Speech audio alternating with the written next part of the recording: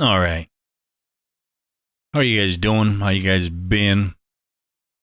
Thank you so much for tuning in to the Lost Dogs podcast. Now, yes, we are still here. Sorry, it's been a minute, and I know that there's all three of you, including my cousin, are just anxious to hear some of the opinions I might have of the past couple of weeks here. I hope you guys are doing well. You know, it's been a minute. It's almost Turkey Day here. As I record this on the as I record this on the 22nd day of November in the year of our Lord 2024. It's actually early morning, I guess. It's about 1:30 in the morning. So it's just turned a new day. A couple of things I want to talk about. I probably won't, hopefully won't take too long, but whatever, you know. If it happens, it happens, and if it don't, it don't. I ain't got nothing but time, you know. So the last Saturday, I ended up going to a concert down here in the Tijuana area of a band that that I should have seen in the '90s, and it's another band. It's a band called Los Fabulosos Cadillacs, and they've been around since I believe '89 actually, and their big hit happened in '94, I believe. I'm not going to look it up because it's called Matador, and it's a political song. It's a great song. The band is very ska influenced in a sense, but it's very rhythmic. It's got a lot of great sound.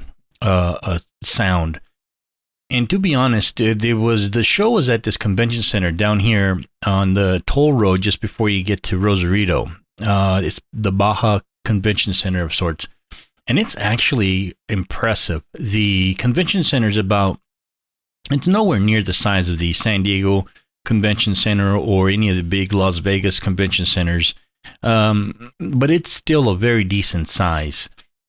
Big hall area, and I didn't think that the sound was going to be any good at all, but it is. The sound was very good.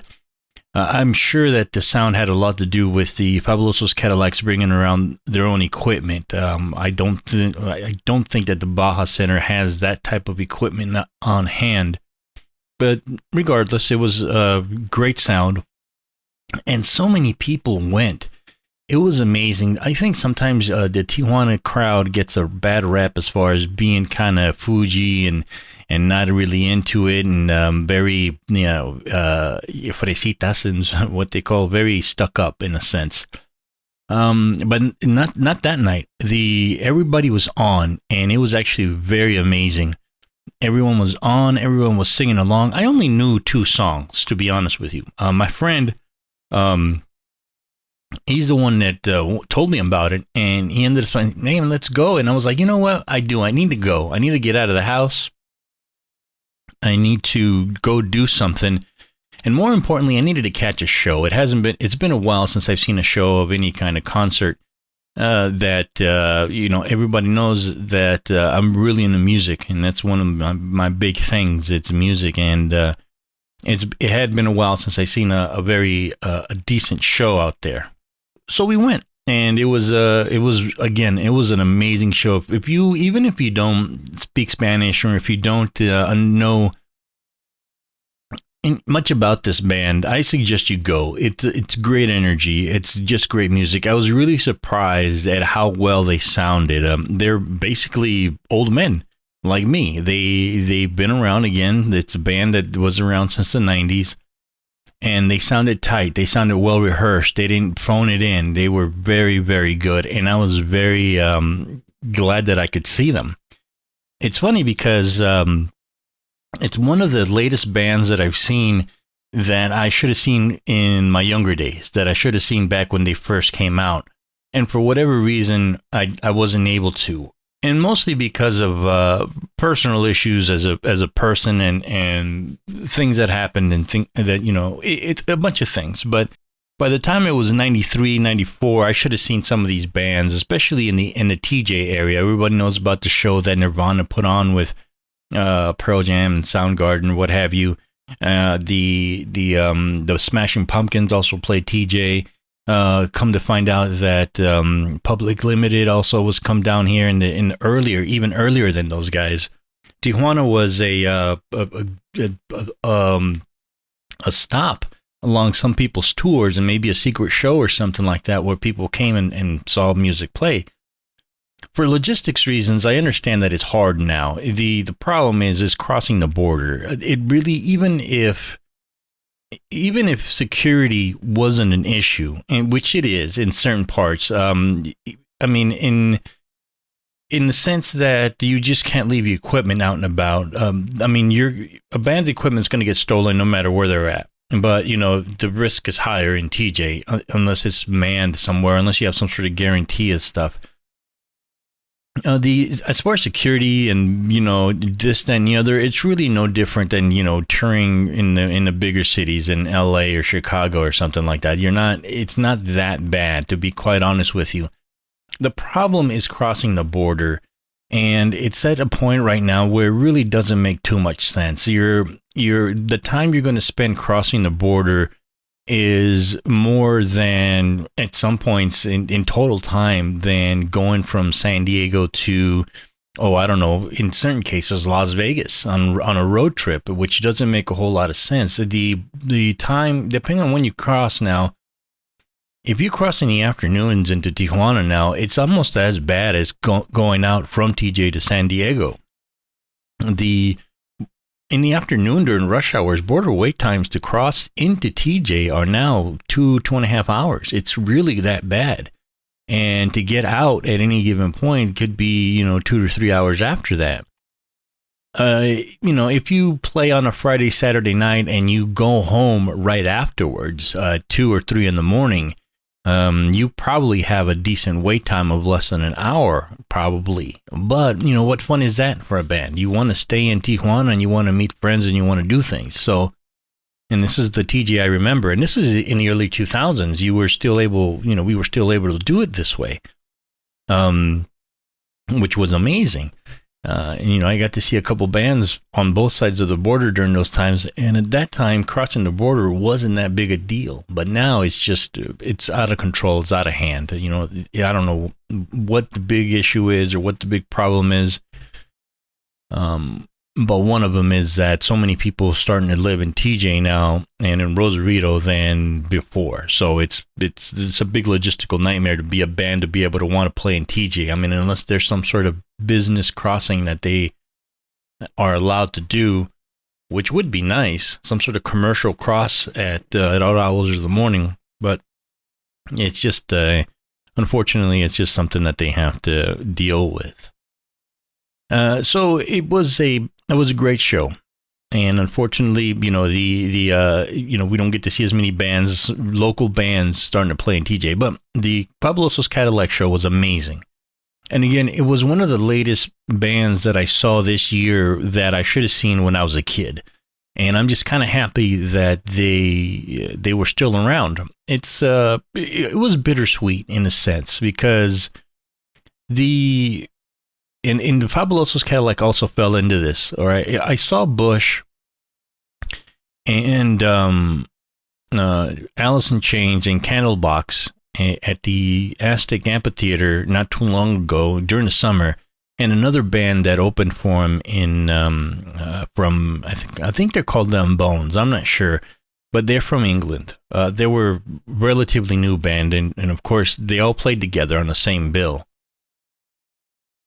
And they sounded great. They actually also Bush sounded amazing. And so did Candlebox and Alice in Chains. No one phoned it in, which I really appreciated. They all sounded great. They were well rehearsed as well. But what all these bands have in common, including Los Fabulosos Cadillacs, and again, I'm really actually guessing on Fabulosos Cadillacs because everyone knew all the words. So this is why I'm saying this statement is that none of them played new music. They were all still playing the old stuff. And Bush did play a couple of new songs, and so did Alice in Chains. They played one new song, and Candlebox played one new song as well. But the issue that I have with that is that the new songs sounded exactly as the old songs. They didn't grow musically. They weren't at a position where they were making new content or making new making new music.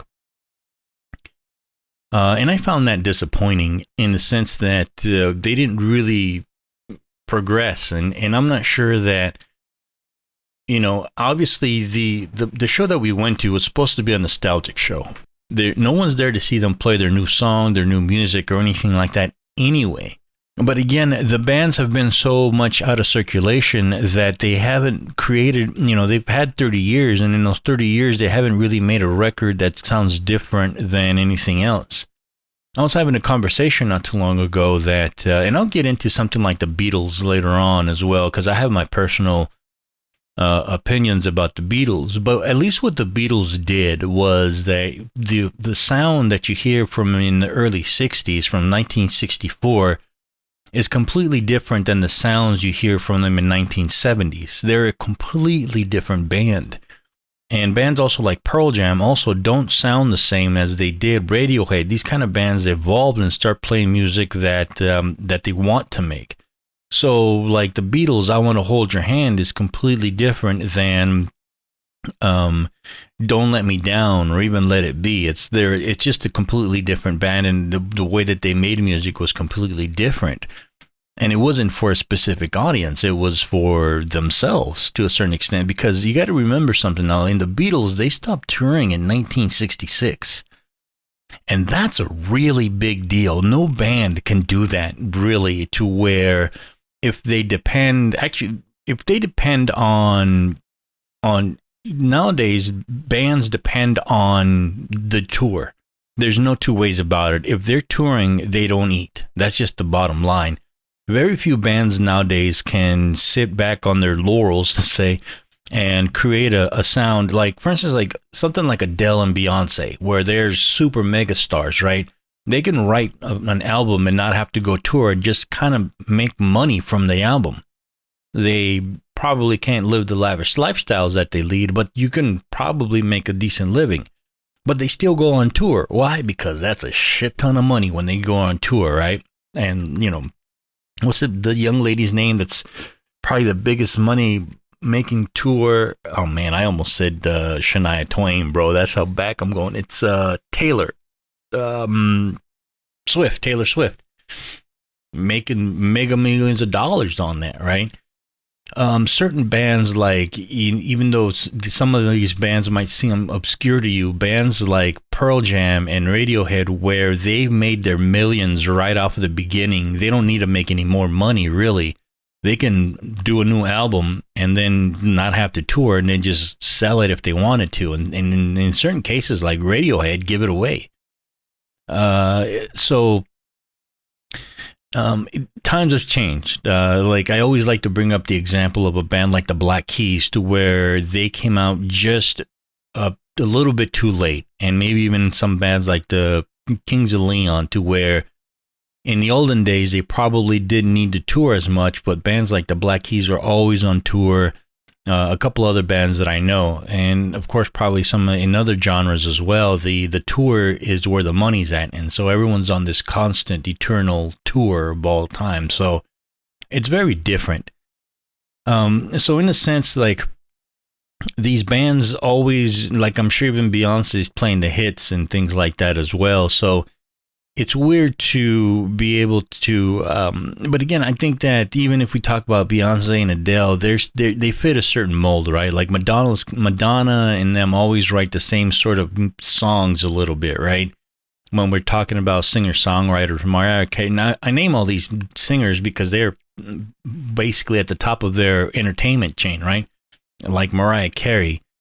And here's the thing, by the way, speaking of Mariah Carey, Mariah Carey, I appreciate you. I think you're an amazing artist. I really think your voice, I'm glad that you even write some of your own songs. I appreciate that. And I don't mind you most of the time of the year. But man, come Christmas, fuck. Oh my God. And if you know what I'm talking about. But these bands that I saw from the 90s, the bittersweet thing again is that they just they didn't evolve. They didn't. It's, I don't know why they're on tour. I'm assuming they need money, or maybe they're on nostalgia. Maybe they miss touring. I'm not sure, but it's bittersweet, and against the sweet part is that I got to see them, and I got to see them for the most part as close to the original as they can. They sound really good, like quote unquote the record, with certain ad libs in the middle and stuff like that. They again, they sounded tight, well rehearsed. I didn't get to see, obviously, Alice in Chains is missing its lead singer. The other guy did okay. So it's a bit of nostalgia, and again, that's the sweet part, to where I did finally get to see these as an older man. I got to see these bands play live. But again, the bitter part is that they were the same as they would have been 30 years ago, kind of frozen artistically. Now, many of you don't mind that, I don't think. I think a lot of the people that were at that show didn't mind that at all. But for me, I would have wished that maybe they weren't stuck, and that at some point that they were creating new things. I don't know. It just seems like the artistic side of it isn't being explored as much as it should have been. But and that's where I'm at. And and it's kind of like in a weird way, it's a not to get too philosophical for you, but it's a sort of reflection of myself, and I think a reflection of a lot of us starting to get into the middle age, into the upper middle age, to where you try to look back and you try to go, man, have I changed? Have I grown at all? Where am I at? And I can tell you that I'm very glad and happy with myself, to where I am not the same kid that I was back when I was 16, 17, 18 years old. There's a lot of things that have happened in my life that have completely changed the kind of person that I am, and that have appreciated me living more, that have appreciated, not that I don't want to throw that out there, but as far as the possibility of someone else thinking the same way that I have, to where I am just glad I went through some of the things that I had to go through in order to evolve in a certain way, and maybe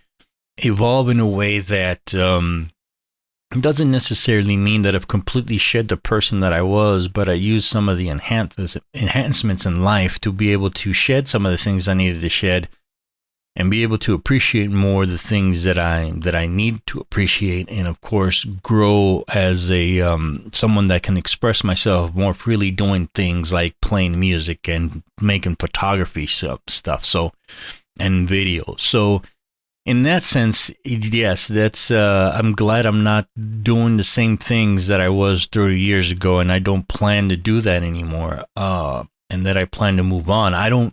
I've spoken about this before. I don't miss my young self. I don't get nostalgic and go, oh man, I wish I had those years back. There's certain things, of course, that we all wish that we lose as older men, that we wish that we still had. Like being able to do things, and that you were very prominent as a younger man. Those things. Okay, yes. But there's stem cell research, and there's things that happen that's going to be able to rejuvenate, and there's certain medications now that you can take. But aside from that, I'm not the kind of person that, and to be, to even put it further, I was quite the athlete. I had certain talent and certain luxuries in life that allowed me to do things, and I don't miss being on the field at all. I don't miss being like, oh man, I wish I would have done this and that and the other. As a kid playing, I got enough trophies. I did enough things to where it's like, okay, great. And I just don't see it. I look forward to tomorrow more than I did, and feel nostalgic about yesterday. It's about, I don't know. I don't miss going to high school. Those were not my glory days. Glory days are yet to come, sort of thing. I still have a lot to do. And those are just experiences that I carry forward. I hope that we all live that way, but when I see certain things and certain people making content and listening to some things, there's a lot of regret to getting old. I see a lot of people having, and I'm like, man, don't do that. Don't do that. Just appreciate that you lived certain things, and then move on, and then try to grow as a person. That's all I can think about, and that's all I can, for the most part, want to get into in this particular case. There's a lot of sadness that I saw in some of these people at the show that I was like, man, okay, whatever. But there was a lot of good things too. A lot of people brought their kids and their babies, and I was like, man, that's okay. That's good. And because at the end of the day, it's good music. It really is. And it's nothing like anything that's being made now. And we were going through some things in the 90s. We were trying to shed the 80s and trying to outgrow it in a way that it spoke, the angst came out in music. And I think that was very, very cool and very good. Some of that stuff needs to come back. I mean, one of the bands that we needed more than any other bands was bands like Rage Against the Machine, and they're nowhere to be found. None of these bands are out here trying to make people aware of political situations anymore. So I don't know what everybody was trying to sell shit, you know. The topic that I think that I want to get into right now, and because everybody wants to know my opinions about it. Everybody, I mean, all three of you listening, and including my cousin, about the fight. If you don't know what I'm talking about, well, let me refer. You're not much of a boxing fan, are you? The Jake Paul-Mike Tyson fight. What did I think of that? All right. And I'm glad I published some of this before so that it doesn't seem like I'm talking out of my ass here. But there are things that I published, and there are things that I've said, and there are things that I've commented on other things about the fight being rigged. And it was rigged. It was a fake fight. You know, no one is out there. Hopefully no one's out there thinking that it was a real fight. But, well, I say hopefully, but unfortunately there is. And this is one of the things that I want to talk about. Like, what do we think about this fight? And it's obviously that it was rigged. Any person that follows real boxing knows that fight's been rigged since the beginning, and you know, it's an exhibition fight where Jake Paul is, you know, trying to quote unquote legitimize himself as a boxer. And there's things with that. So there are good and bad things that came out of this fiasco, if you will. And I'd like to say the good things first. First of all, I saw the prelim fights. They were on YouTube, and there was about three or four preliminary fights, and they were good. They were actually pretty decent. And of course, no one's going to watch those that doesn't like boxing, right? Everybody's waiting for the big fight. So the prelims were actually pretty decent on that fight, and the undercard was amazing. The standouts of the fight was the women fights, and they were absolutely amazing. To be honest, people think that it was a robbery for one of the boxers, and to be honest, there were certain rounds that could have gone the other way. I wouldn't call it a robbery. And this is one of the problems that I had with the commentators, is that they were all trying to control a narrative. And it probably is, if you don't believe in the conspiracy theory that is being upheld by dozens, if not hundreds of people, this was it. This Jake Paul fiasco fight was where a lot of people are involved in a conspiracy theory to upend a certain narrative, or to explain a certain narrative, especially the Jake Paul being an actual boxer. Is you have to believe it. Why? Because Jake Paul's a cash cow. Everybody's in it to get paid, and they all have to be on the same page. Every once in a while, you see a shimmer of hope from one of the commentators. But for the most part, the announcers and the other commentators are full of shit. If you notice, there's hardly anyone there except Roy Jones Jr. that was a previous real commentator. The guy who narrated the fight, he's one of the worst. I hate him. He's like, I don't like the way he brings up fights, and it's just an over exaggeration and a hyperbole of garbage that guy is always talking about. But the other prelim, the men's fight, also in the undercard, and not the prelims, but in the undercard, was also a very good fight. So what Netflix did was actually, in my eyes, really performed as a legitimate stage and a legitimate channel for boxing. Now, this was such a great big event, and not because of Jake Paul, but because of Mike Tyson. People still want to see that guy fight. I don't know the numbers exactly, but I'm just going off of this. Netflix did not anticipate the number of viewers it was going to have, and I know this because the streaming and the servers were all garbage. I thought at first that it was my internet connection because of where I live. Come to find out, it was a worldwide issue.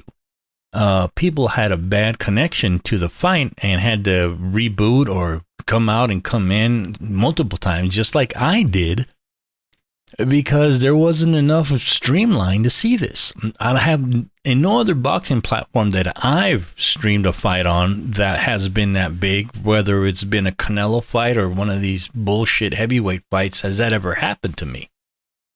Why? Because not enough people paid to watch those fucking garbage fights. But here, because it was on Netflix, and it's not really technically a paid for view. I mean, it's a you have to pay to have Netflix on, right? And I'm sure Netflix subscriptions went up, and then before the fight, and then came back down after the fight, or wherever at least a month that you have to do to carry the subscription. But it was more or less free, in my opinion, to it, because you already have Netflix. I've had Netflix for 15, going on 20 years, I think. I was one of the first subscribers and first believers in Netflix. But there's so many people watch that it was ridiculous. And I guarantee, and again, this is just me with a hypothesis, that this fight was viewed by more people than even the biggest pay-per-view fight, which is probably the Canelo fight. More people watch this than anything, than even those bullshit heavyweight fights. It's amazing to me. And it's not because of Jake Paul, in a sense, it's because of Mike Tyson. And that's actually not to take anything away from Jake Paul as far as a content creator. And this is where I want to talk about this, where Jake Paul is one of the, who's the reigning champion of creating content. And without a doubt, well, there's probably two. There's Joe Rogan, who has basically cleared the table as far as being able to make money as a podcast and put podcasting as a legitimate form of entertainment. There's no, at the moment, there's no bigger podcast channel and there's no bigger podcaster than Joe Rogan. And maybe there's a couple that come close, but as far as downloads at one point and as far as as making a contract, the guy, I believe, is already making more money from the last contract that he has than Howard Stern. And Howard Stern went from, if Howard Stern becomes a podcaster, which is something that's funny because I don't think Howard Stern believes in podcasting, but if Howard Stern decided he was going to be a podcaster, he'd probably be the number one podcaster in the world. But he's doing fine over at the cable radio station, or a satellite radio station, I think. But, things might have to change to where Howard Stern could probably go off on his own and not need and get more money and bigger audience than being on satellite radio. I'm not sure how that's going to go on, but YouTube.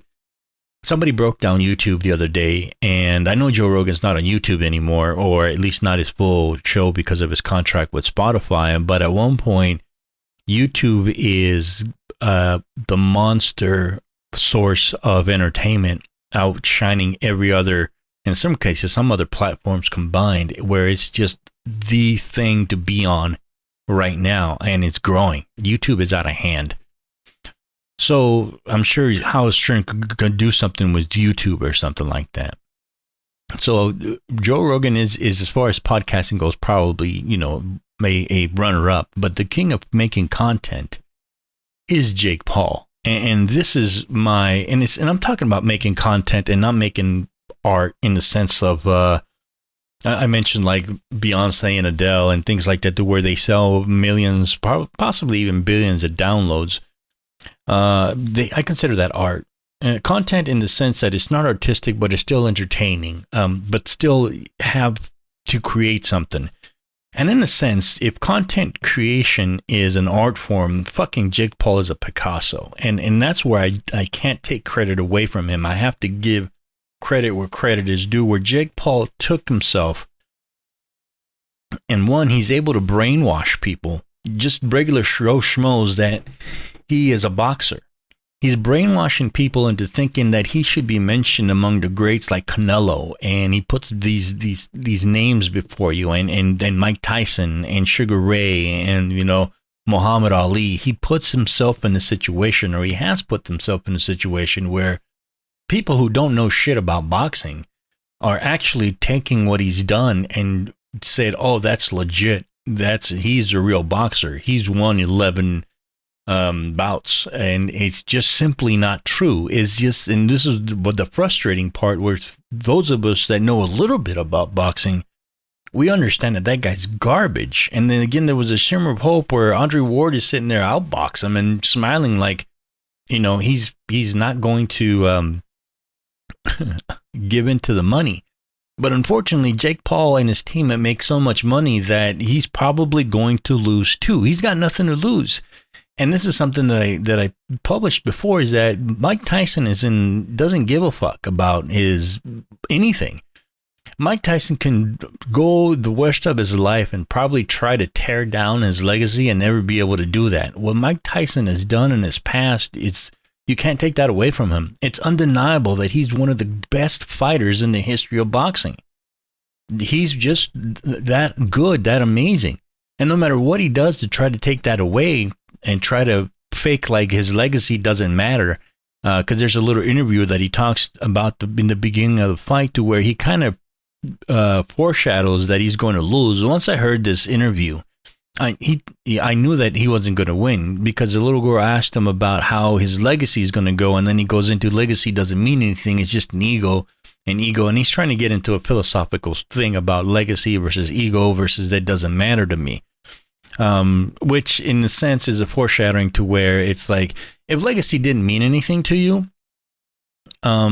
you would have gone away from social media a long time ago. You would have gone out of the public eye a long time ago. All right. So legacy means something to him, and he's using it to generate money the way that he has now. So the fact that he says that legacy doesn't mean anything is bullshit, because that's exactly what he's using to make and generate money now. If Mike Tyson had no legacy, there's no way we have a Jake Paul Mike Tyson fight. That's how legacy works. It is not a phantom. It's not something that you pull a guy off the street. I mean, Jake Paul didn't generate this kind of money and these kind of views from any of the other fucking boxing matches that he has. He generated what is probably record-breaking for Netflix views on this because he's fighting Mike Tyson. All right. So in that sense, creating content like that, that's what Jake Paul does. You know, I'm not sure if he's going to be able to ever top this unless he really does pay somebody $300 million to box him like Canelo. And at the end of the day, Canelo is not going to beat him up.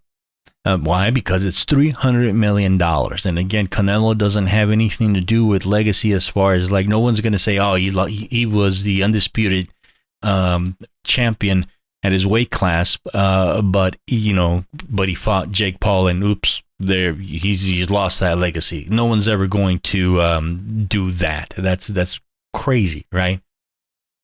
But what you have to call people out on is the people that were on the bandwagon that saw themselves as legitimate boxing commentators. And I don't want to mention any names, but there's this guy that I follow on the YouTube. And you might know who he is if you follow. I think his content is very good, and I think it's funny, and I think it's entertaining. And one of the things that he prides himself on is talking about boxing and betting on and putting his money where his mouth is. And he does that a lot. So one of the things that I wanted to bring up is this fact where the Jake Paul and Tyson fight really pulls back the covers on a lot of people that are just faking the funk, that are really just in it to be on this cash cow. One of the things that this guy does is, again, talk about boxing and try to speak on it on an intelligent level. Now, what's all he has more than anything else is just hours of watching boxing. He doesn't really have much else. I mean, he'll talk to you and try to break down a couple of things, and he try to do this and that. But what he does do as far as before the fight, but one of the things that he does well, though, is say, you know what, after the fight, he'll talk about the good things that he saw, the bad things that he saw, and whether he was right, he'll, hunker down on that. But if he was wrong, he does a great job of admitting he was wrong, and this is why he was wrong, and this is what happened, and yada, yada, yada. And he even goes too far as when he talks a lot of shit, he will openly apologize and go, that's my bad, this, then, the other.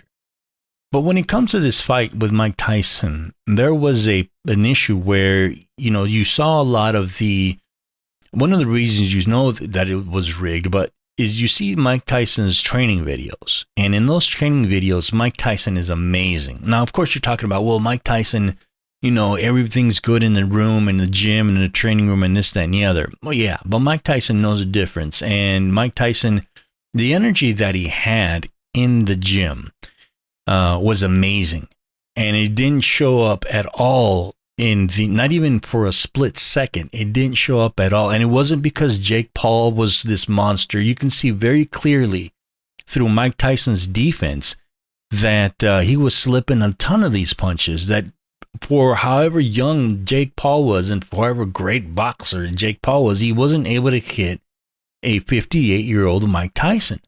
He was slipping and sliding a lot of these punches. And at one point, there were excerpts to where this, that, and the other, and Mike Tyson did hit him a couple of times, but there wasn't that energy that Tyson had in the gym before that. And I can tell you this, I can speculate that if I'm Jake Paul's dad and I see those videos, I pick up the phone and I call Mike Tyson and I go, I see what you're doing. You better not fucking hit my son or else you lose the money in the contract. And what does Tyson do? Exactly that. And he's not going to lose out on millions of dollars on a bullshit fight because he's going to, just because he wants to beat up on his kid and prove his legacy and prove that boxing is real. It is what it is. But what I really don't like is the fact that some people think that that this was a real fight, that it's a championship fight with 2-minute rounds, and that it's ridiculous, or it doesn't make any sense to where these boxing analysts, and I say analyst in quotes, doesn't, instead of drawing back on it, they're moving forward and talking about this fight and what happened and this, that, and the other.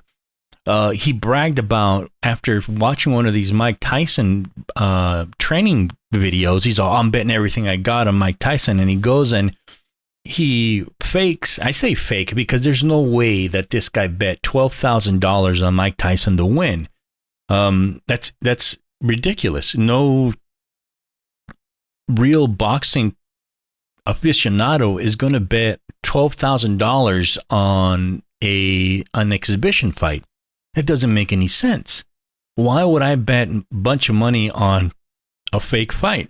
Especially that kind of money. I would understand if he goes out and bets $500, but he saw these Tyson videos and he goes, I'm going to bet the house on this. And he's trying to tell you that he was on ringside. And once he saw Mike Tyson's legs, he was like, this ain't going to happen.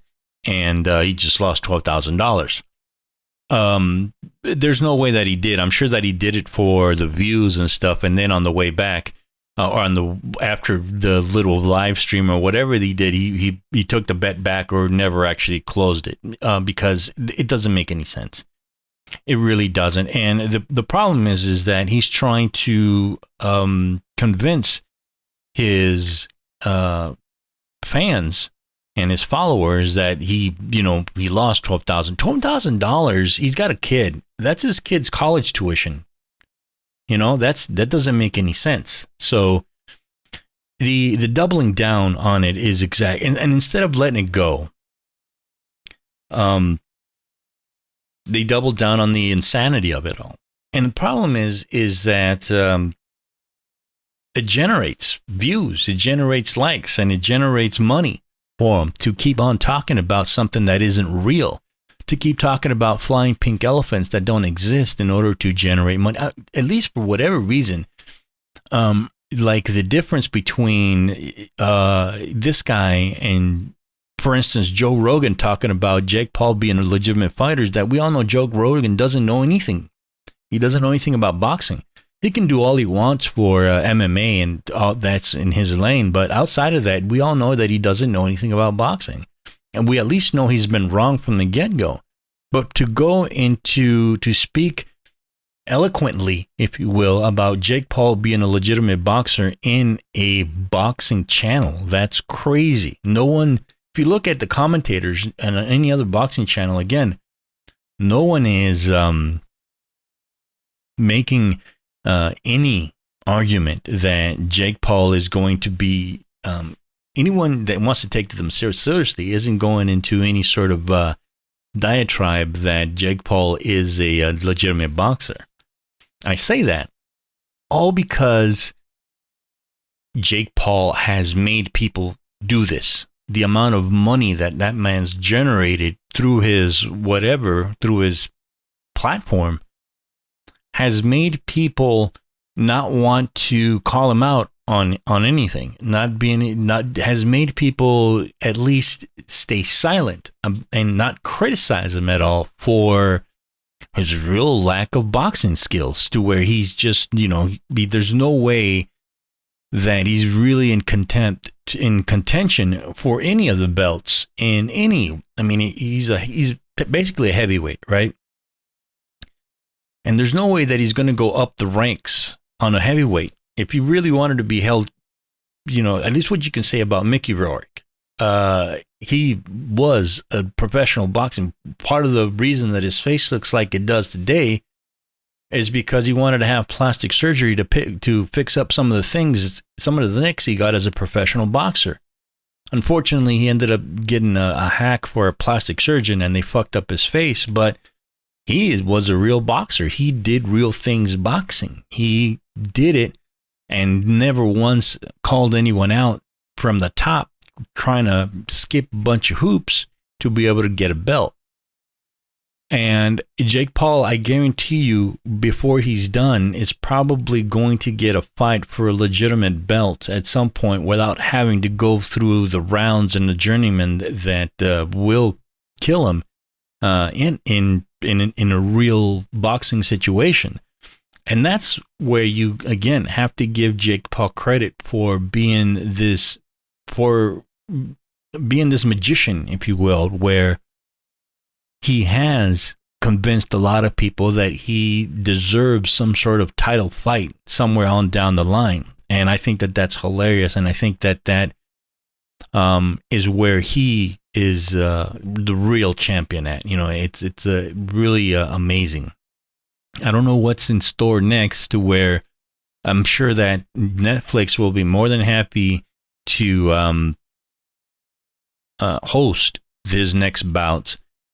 And again, the good things that came out were that, yes, again, I don't know Jake Paul personally. I don't know what kind of person he is. He's probably the nicest guy in the world, but he's playing this, this role where he's an asshole, and it pays off. It pays a lot of money. And in the end, he's really, as long as he doesn't do anyone harm, and everyone cashes in as entertainment, he's doing all right. So, there's nothing really. We're all entertained. Even yours truly here was entertained. I logged in. I fucking dealt with the bullshit streaming issues that Netflix has, and I saw the fight. Why? Because I wanted to see Mike Tyson. I was really hoping that Mike Tyson would, at some point, pull out all the stops and show what real boxing is. But he didn't, and it was very apparent from the first round to where he could have gone at Jake Paul like he would gone through a lot of other people in his boxing career and attacked, but he didn't.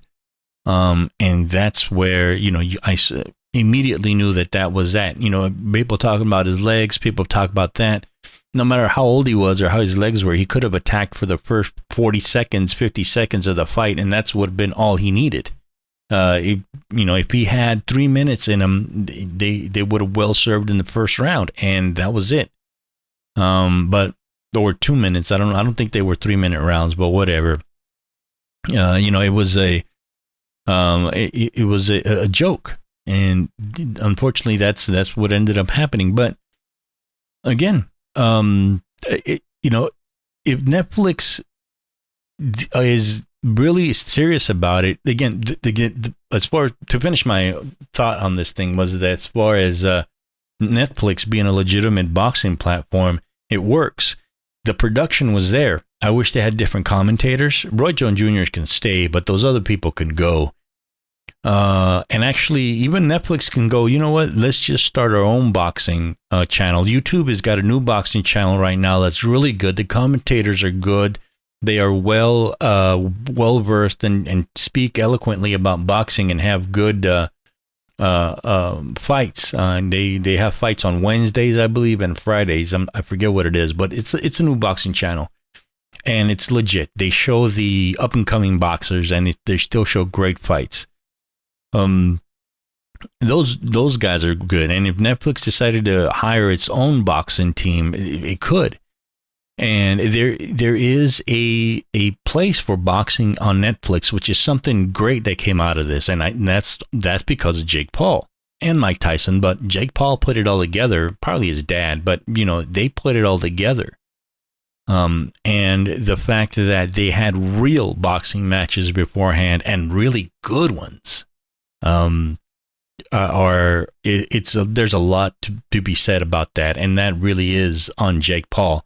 And all those boxers that came before on that night really do need to thank Jake Paul for at least having the foresight to be able to say, okay, you know what?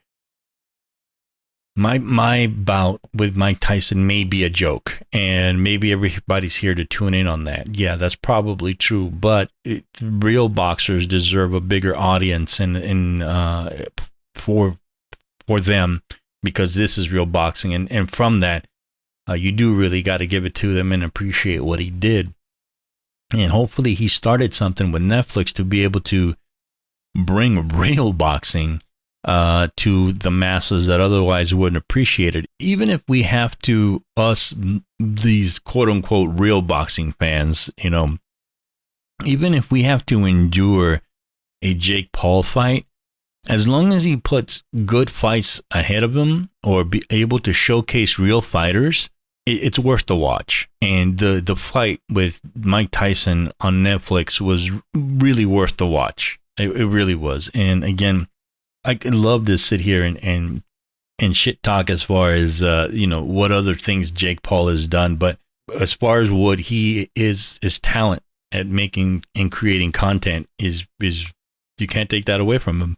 He knows what to do and how to do it, and that's respectable as long as it's good and people aren't hurt by it. Again, I got to stress that out, because right now there's a lot of, like this guy right now, I wanted to kind of juxtapose the other part of it, as far as like we can say Jake Paul's a clown, Jake Paul is this, Jake Paul's that, right? But he's not hurting anybody, and he's not disrespecting cultures. Like this, I'm not even going to say the guy's name, but there's this guy that is in Korea right now. He's in jail.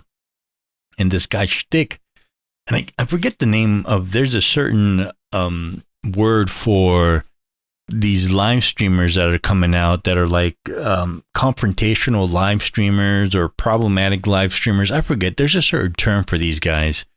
And what these guys do is they are basically constantly on live, on a live show, whether, I don't know what platform they're using, because it can't be YouTube. It's some other platform that allows them to do this, where they are on a super long, constant live stream, and they are causing problems always. They're getting into fights. They are playing pranks. They're talking shit to women, and nobody checks them, and that's the problem. Every once in a while, they're uploading something, and I'm glad somebody else out there sees these and wants to clown them, because it's probably one of these things where they don't mean to upload it, but they're streaming and somebody is recording it on their end, to where they get, I gotcha, and then they from that part they upload it to wherever other content that they have. Hey, under the term, like, look at this clown get caught. Like one of them is Another one is like a guy starts talking shit about this little girl, and telling her she's this and that, and very being misogynistic and very bad. And then she happens to be with her dad, and her dad comes up to him and starts confronting him, and shuts the guy down on a live stream, calling him a punk and being this, that, and the other. And the guy backs down like a little bitch, and he's like, and apologizes, and I didn't know. And then as soon as he turns around, he starts talking shit again like a fucking bitch. And I think that's, at some point, these platforms are too generous to allow, to say the least, to where these people are given a voice. Or the thing is that it generates money. This is why they're out there doing it. And at the very least, it generates some sort of notoriety that these people are addicted to, I guess. One of these guys, he's stuck in Korea. Korea has had enough of this guy, and they've kept him as a prisoner. He's under custody because of the shit that he did. And I'm not sure if there's an update on it. I don't know. I don't care. But the fact is that the Koreans have had enough of his ass, and they've even beat him up in public. And much to the happiness of everybody else down there, he's desecrating sacred sites, or very respected sites. He's going into places and making a mess, talking shit to people. And again, in other parts of Asia, he's gotten away with it. Nobody's done anything, but he finally got to Korea, and he's pleading for help, and nobody's giving it to him. And at one point, I think he was trying to sneak out of the country, and somebody was telling him how to do it. And for whatever reason, I don't even know why, he was live streaming it, and he got caught trying to do it. I mean, I don't know the whole story on it, but the fact that he's crying now and he's trying to apologize and go on this apologetic tour of some kind, but I believe he's still in jail, and he came out with bruises on his face, and I think it's hilarious, but he's not going to get any sympathy from anybody else. And I think that there is that kind of content making where you're out there disrespecting cultures and really being a piece of shit that is also generating some sort of, at some point, I have to realize, I have to probably think that if it's not generating a decent income, it's again feeding into their ego as far as the amount of followers that he's getting. And while I realize that not all followers are probably on his side, it's still, they're still following him nonetheless, and that's the type of content that they are, that needs to be monitored and shut down quickly, to where, hell, maybe at some point need to get the phone companies involved and go, don't let this guy even pick up a cell phone, because it's, ridiculous. Cell phones and cable companies somehow shut this guy out of the internet, and anybody else that's going to help them to get it on the internet. There's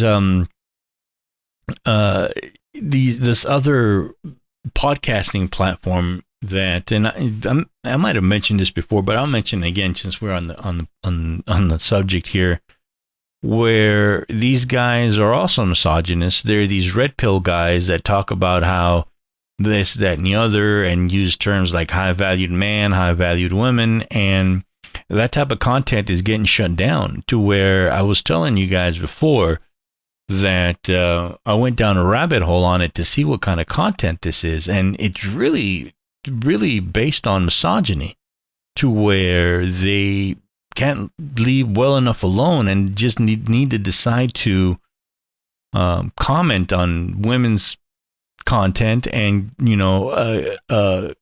be able to somehow generate and disguise it as a dating channel, but all it is just belittling women who are trying to or having a hard time dating. Because why? Because they're having a hard time dating. So it's just it's a vicious circle of bullshit. And these guys, they're well known, and you probably know who they are. They're well known for having a bunch of more or less, no one's really a model anymore. They're these Instagram models is what they call them out. Real models have a certain look, and it certainly isn't fake tits and ass with liposuction and big lips, want to be Kim Kardashian look. No model really looks like that that's selling you clothes or anything. That's just I don't know what that is. It's a specific look that some of these models are just overdoing it and not looking good. But they come on the show, and I'm sure they get paid. They have to get paid because they have to know what the podcast is about. And two, they have to show up and endure the podcast for the entire time. And if they leave, they don't get paid unless they get thrown out, I bet. And in four, the content generates money. There's no way that if any of these people see themselves as a valued person of any kind, do anything for free, because otherwise they should be out making real money with whatever it is that they do instead of being stuck on a multi-hour podcast getting belittled, So I'm sure that everyone's well aware of what they do, and I'm guessing that if I was one of those models, and this is just me guessing, I wouldn't do it for any less than $1,000 to $1,500 a show. I mean, you're going to sit there for 3 hours, looking good, more or less being the reason that a lot of people watch the show, and having to endure that for 2 or 3 hours. Yeah, depending, I'd bill myself out at $500 an hour because that's a modeling job, right? So if you do it, and if not, whatever. But the show ended up getting looser and looser and looser with their terms and racism and misogyny, that slowly but surely every platform starting to shut them down, and now they don't have a place to speak on any platform that isn't a reputable platform that allows them to generate income the way that they were generating income before. Because that's the thing, right? They're generating a shit ton of money talking shit, and that's the big income of the internet right now. And it's slowly but surely starting to shut down to where more and more platforms are starting to shut them down, where you see less and less of this type of content that shouldn't be on in the first place. Places like YouTube and Twitch and whatever other platforms that aren't made for this need to start shutting this down. And even start shutting down playing video games and using racial terms and talking shit and bullying people. That needs to be shut down as well. And it's really all up to the platforms. But the problem that you have with these platforms is that type of content is just generating a lot of views. So I can understand that while maybe monitoring them is a thing, they are really on the edge of what's being allowed and what's not being allowed to. They get a certain amount of strikes against them before they are finally, they get not just strikes, they get strikes and then they get appeals until they finally run out of appeals, and then they are finally just overall kicked off the platform. And then, or put in timeout, and then they're allowed to come back. Because that's what happened with the platform, with the guys. They thought that they were generating so much money for the platforms that there was no way that they could be shut down, not realizing what their place was. So they get shut down. They actually get put in timeout, and they end up either editing or removing whatever it is that the platform says that they couldn't have. But then they come right back on and start talking shit again and doing the same things that got them banned in the first place. Why? Just because out of being idiots. And why? Because the content, the tame content, isn't generating as much views. So that's what happens when you don't have talent at making content and you start being trash. And again, this goes back to, you have to give credit to where Jake Paul is making content. At one point, he was making content for kids, I believe. And now he's still making content that's, I want to use the word wholesome, but use it in the sense that he's not doing anything like, he's not selling tits and ass, in the sense like he's not doing sexual content. He's not shit talking anybody's culture. I mean, within a boxing match, he's shit talking people in that way to generate views, but he's not talking shit and belittling a whole group of people to make his point. in the sense to where, yes, he's angering maybe the boxing crowd about him being a boxer, but he's really not, in a sense, he's not talking shit about the boxing crowd. It's just by what he's doing. So in a sense, it is wholesome content to where it's more or less kind of fun. In all good and will, at the end of the day, everyone goes home with all their fingers and toes. No one's hurt about anything. Nobody's offended, to be honest. And he's just generating views and likes and making millions while doing it. And that's why I think that he's he's the champion of content making, which you got to give him respect for that, to where Jake Paul doesn't care about,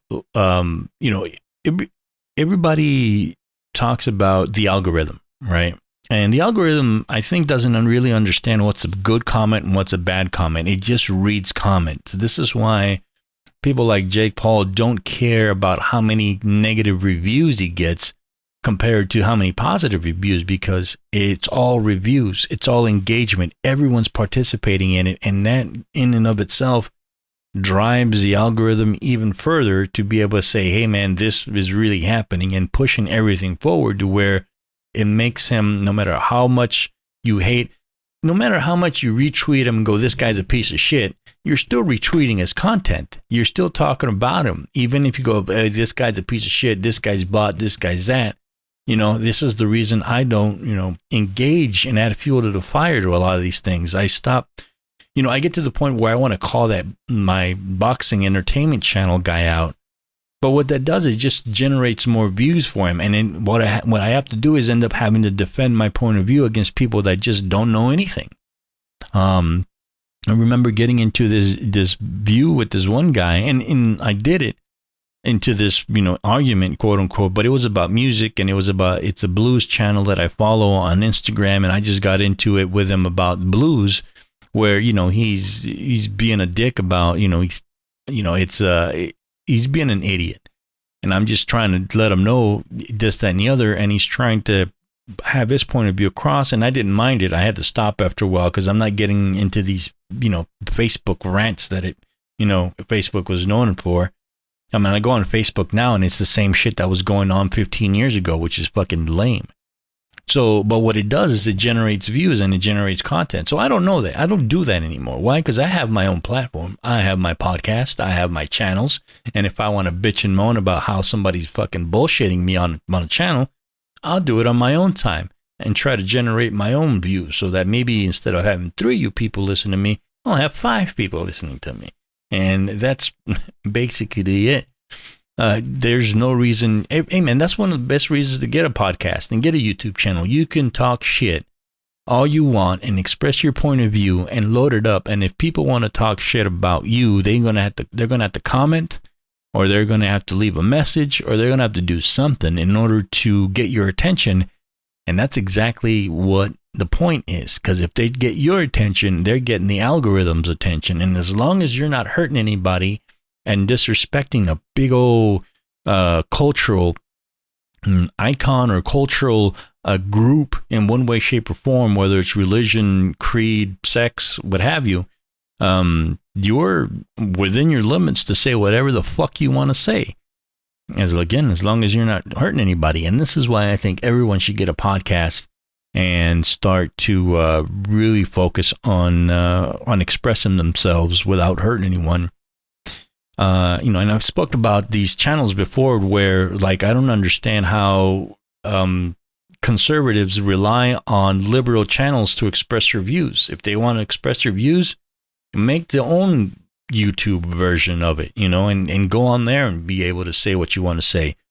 Even these other stupid channels, if they want to be able to do what they want to say with consequences or without consequences, you're going to have to make your own platform. I don't know where you're going to get away with doing the shit that they were doing before, but they should have never got away with it in the first place. But go swim in your own pool. Yeah. So anyway, I needed to get that off my chest today on my own podcast, on my own channel here on the Lost Dogs Podcast. I thank you so much for listening. That's all I got to say about that. Go out there, be cool, man. Just be cool and express yourself. You'll be all right. Take it easy. I'll talk to you later.